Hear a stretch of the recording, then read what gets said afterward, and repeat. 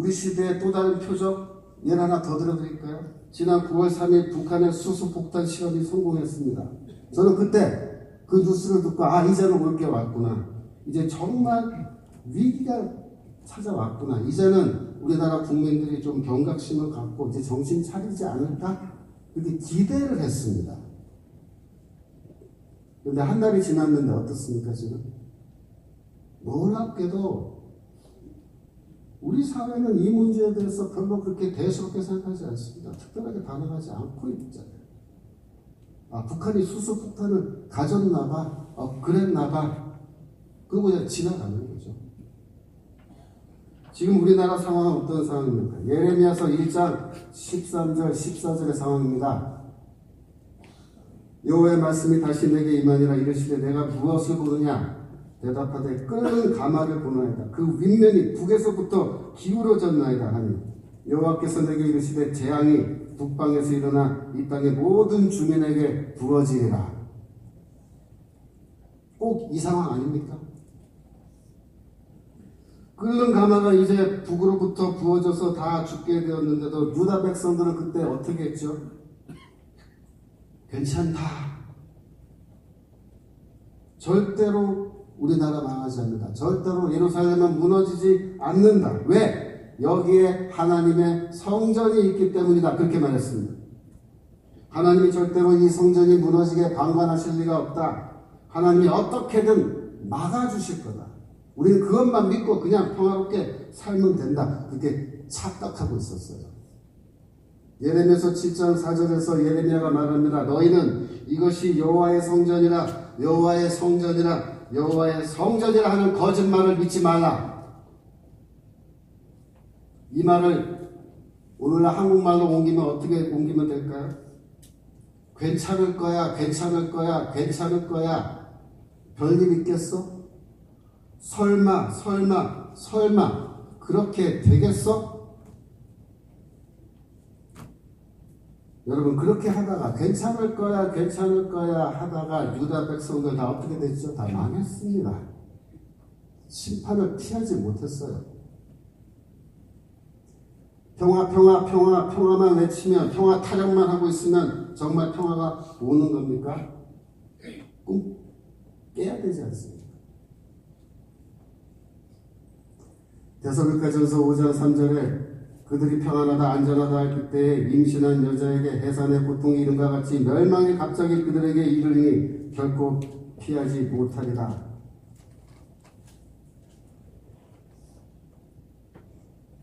다시 생각해 보세요. 정말 그래요.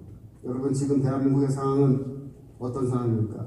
대한민국이라는 이 비행기가 핵무기로 중무장한 테러리스트들에 의해서 하이제킹 당해서 모든 국민들이, 모든 승객들이 지금 인질로 잡혀있는 상황 아닙니까?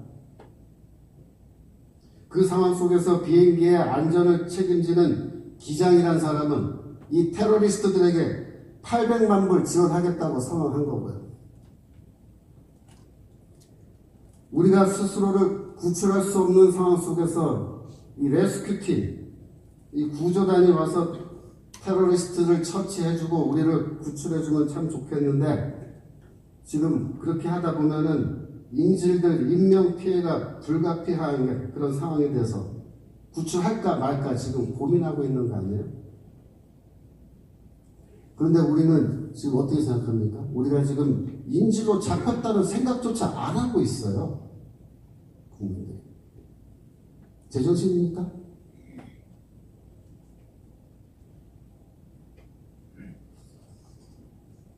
마지막으로 시대의 징조 한 가지 더 말씀드릴까요? 나흘 전에 어떤 분이 이런 말씀 하셨대요. 우리나라가 전시작전 통제권을 미국으로부터 환수해야 북한이 우리를 더 무서워하게 될 것이다. 저는 그 말 듣고 정말 제 눈과 귀를 의심했습니다. 말이 되는 소리입니까?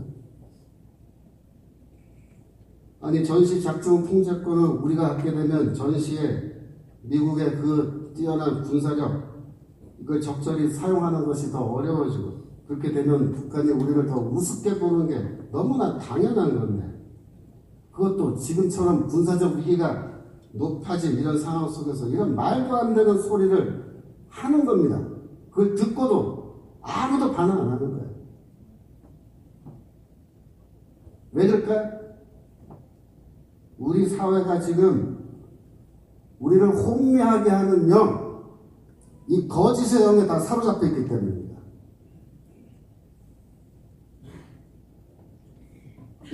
지금 우리를 혼미하게 만들어 이 자리에까지 이르게 한 그 영, 그것은 도대체 구체적으로 무엇일까요?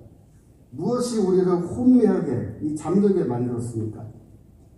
첫 번째로 만모니즘, 배금주의입니다.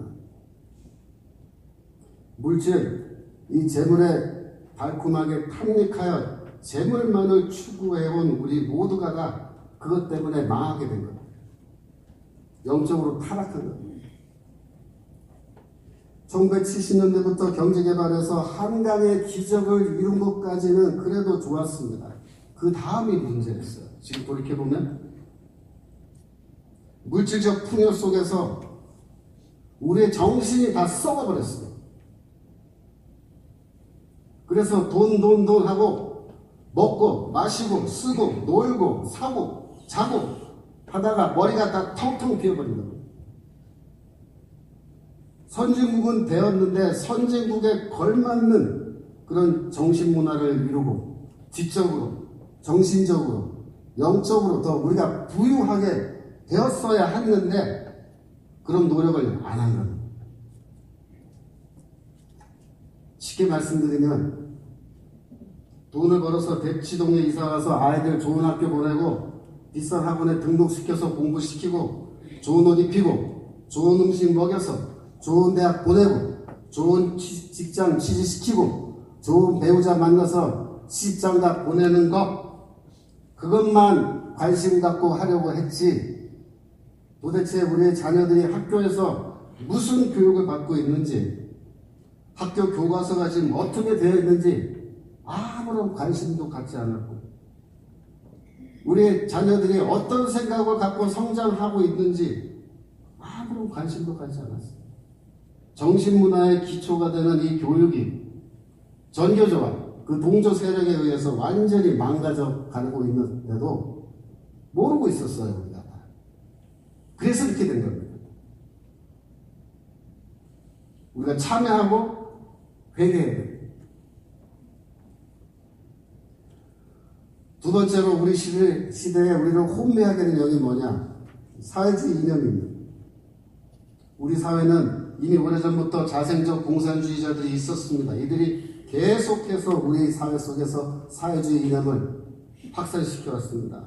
저도 과거 한때는 공산주의 이념에 깊이 빠져서 저도 예전에 남조선 공산혁명을 위해서 가장 시급한 과제는 공산당을 조직하는 것이다, 그렇게 생각해서 공산당 만드는 일, 거기에 가담했던 사람이었습니다. 다행히 돌아왔죠. 그런데 당시 저와 같은 생각을 갖고 있던 사람들, 또 그들에게 암묵적으로 동조하는 그런 사람들이 다 이제 성장하고 나이 먹어서 지금 우리 사회의 모든 분야에 지도적인 위치에 다 올라간 겁니다. 그래서 우리 사회는 저기 아래 10대, 20대부터 50대까지 이 좌파 이념에 완전히 푹 절어진 김치처럼 되는 거예요. 이런 분들은 아무리 이야기를 해줘도 생각을 바꾸지 않습니다. 맹이 비먹어린 상태입니다. 뿐만 아니라 상당수의 국민들이 사상적으로 그들의 동조에서 다 왼쪽으로 가버렸습니다. 여러분들이 이제 명절 맞이해서 다 성장한 자녀들과 명절에 만나서 정치 얘기하면 정치 얘기가 잘 안 되죠? 대화가 안 됩니다. 여러분이 다 경험하셔서 알 겁니다. 왜 그런지. 안타깝게도 이 배금주의와 사회주의 이념에 교회마저도 취해 있는 겁니다. 교회야말로 진짜 이 두 가지에 완전히 푹 빠져 있는 겁니다. 경제개발이 한참 진행되던 시절의 교회는 소위 말하는 번영의 신화, 영어로 말하면 Theology of Prosperity에 빠져 있었죠. 물론 제대로 된 복음을 전하는 그런 목회자님도 계셨습니다만, 전반적으로 우리 한국교회가 글로 갔어요. 그래서 이 배금주의가 신학의 옷을 입고 나타난 게 뭐냐? 바로 이 번영의 신학이죠. 예수 믿으면 돈 잘 벌고 성공한다 라고 하는 복음 아닌 복음을 가르친 겁니다. 진정한 복음인 십자가 복음을 가르치지 않고 엉뚱한 거 가르쳤지 않습니까? 그래서 이렇게 된 겁니다. 90년대부터 번영의 신학이 틀렸다고 하는 자각이 교회 안에서 생겨서 다행스럽게도 번영의 신학을 비판하기 시작했습니다. 그것까지는 좋았습니다. 그런데 그 결과 어떻게 됐느냐? 결국 사회복음으로 귀결된 겁니다. 소셜 가스펠 그쪽으로 가버렸어요. 그 오른쪽 끝에서 왼쪽 끝으로 또 가버린 거예요. 그래서 영혼 구원은 반쪽짜리 구원이고 진정한 구원은 사회 구원이라 이런 말 나오죠. 인간의 죄의 문제는 인간 내면의 문제가 아니라 사회의 구조적 악을 가리키는 거다. 사회 구원이 뭐냐? 사회를 개혁해야 진정한 구원이 우리에게 임한다. 이거는 사실상 사회주의 이념을 기독교 용어로 번역한 것에 지나지 않습니다. 지금은 그래서 인간의 영혼 구원을 가리키는 십자가 복음조차 무시당하는 그런 시대가 됐습니다. 십자가 복음을 얘기하고 영혼 구원을 얘기하면 그건 캐캐묵은 근본주의 신학이다. 그런 욕을 합니다. 아무리 사회를 개혁해도 단 한 명의 영혼도 그것 때문에 구원받지 못하는데도 그것을 구원이라고 주장하는 사람들이 너무나 많습니다. 이것을 주장하는 신학자들, 목회자들은 이미 잠들게 하는 영의 부흥을 받으신 분들입니다. 우리 우파 기독교는 배금주의 때문에 복음을 버리고 좌파 기독교는 사회주의 이념 때문에 복음을 버렸습니다. 교회가 복음을 버리면 어떻게 될까요? 하나님의 준엄한 심판이 교회에 떨어지는 겁니다. 정신 차려야 됩니다. 지금은 국가적 비상사태입니다. 비상사태. 자유민주주의 체제, 자유시장 경제 체제가 지금 무너지지 않도록 지켜야 하고 만약 지키지 못한다면 대한민국은 망할 수밖에 없는 매우 비상한 상황에 우리가 지금 빠져 있습니다. 상황이 이미 심각한데 우리의 대처는 이미 너무 많이 늦었습니다. 그래서 우리는 지금 비상한 방식으로 대처하지 않으면 안 되는 그런 처지인 것입니다. 만약 교회가 지금이라도 깨어나서 비상한 상황으로 대처한다면 약간의 소망이 있을 겁니다. 제일 먼저 교회의 영적 지도자들이 깨어나서 이 문제에 대해서 제대로 가르치고 교회를 올바른 방향으로 이끌어 가야 합니다. 이사야서 30장 9절 이하에 이렇게 있습니다. 대저인은 패역한 백성이요 거짓말하는 자식들이요 여호와의 법을 듣기 싫어하는 자식들이라. 그들이 선견자들에게 이르기를 선견하지 말라. 선지자들에게 이르기를 우리에게 바른 것을 보이지 말라. 우리에게 부드러운 말을 하라. 거짓된 것을 보이라. 너희는 바른 일을 버리며 첩경에서 돌이키라. 이스라엘의 거룩하신 일을 우리 앞에서 떠나시게 하라 하는도다. 무서운 말입니다. 패역한 백성들은 제대로 된 선지자들을 향해서 바른 것 보이지 말고 거짓된 것을 보여달라고 그렇게 강요한다는 것. 분별력이 없는 대중들은 선지자에게 바른 것 버려라.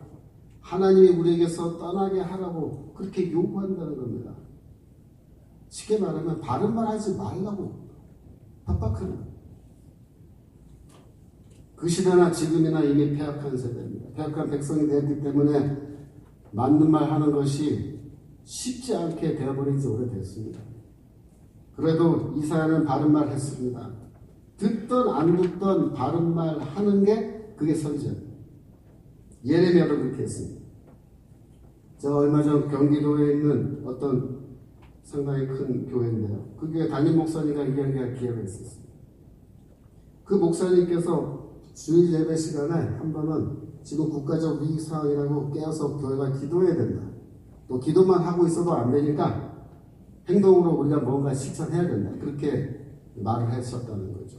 그랬더니 교회 안에서 뭐 대학 청년부 30대, 40대 집사님 중에서 뭐 강력하게 반발하는 사람들이 너무나 많이 있었다는 겁니다.